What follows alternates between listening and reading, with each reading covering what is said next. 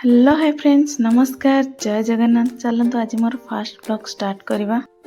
तो आज उठिबार लेट हो जाइतिला। स्वामी गरमा गरम चाह कर देथिले, पी देथिले, तांको टिफिन बनै कि दे देथिले। तो एठी झियो में सोइछंती। तो ता पूर्व मोर काम सार देबी। तो झाड़ू कर देथिली, गरम पानी बसि देथिली गाधेया पई। तो आसिकी गछरे मोर पानी देथिली, मोर छोटो मिनी गार्डन। तो मुझे पानी गरम हो जाइतिला, तो गाधेया को पळै जाइतिली। तो गाधे सारिके आसिकी ठाकुर पूजा टे कर देथिली। ठाकुर मोर छोटो ठाकुर घर। तो ठाकुर पूजा कर सरला परे रोषेई करिया को पळै आसली। तो भेंडी आलू काटी नेथिली, साग भी काटी नेथिली, डाली बसई देथिली। तो एठी भात भी बसई देली। भेंडी आलू भजा मोर हेई गला। तो भेंडी आलू सरला परे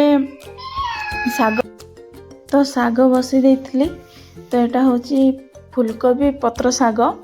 तो थरे करके देखंतु, बहुत ही टेस्टी। तो मत तो बहुत ही बढ़िया लगे। आपन केमती लगे मुझे जानी। तो ये रसुण भी छेची नहीं। तो ये रसुण देकी छुंकी भी दे देथिली।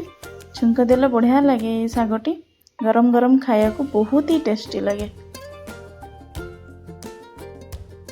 तो मुझे डाली भी बघार नहीं। तो मोर रोषेई शेष हो गला। तापरे 12:30 पाखापाखि होता। तो छुआ को भी खुआई देथिली। तो रहुची, बाय बाय। पुणी देखा हम आ गोटे ब्लॉग रे। बाय।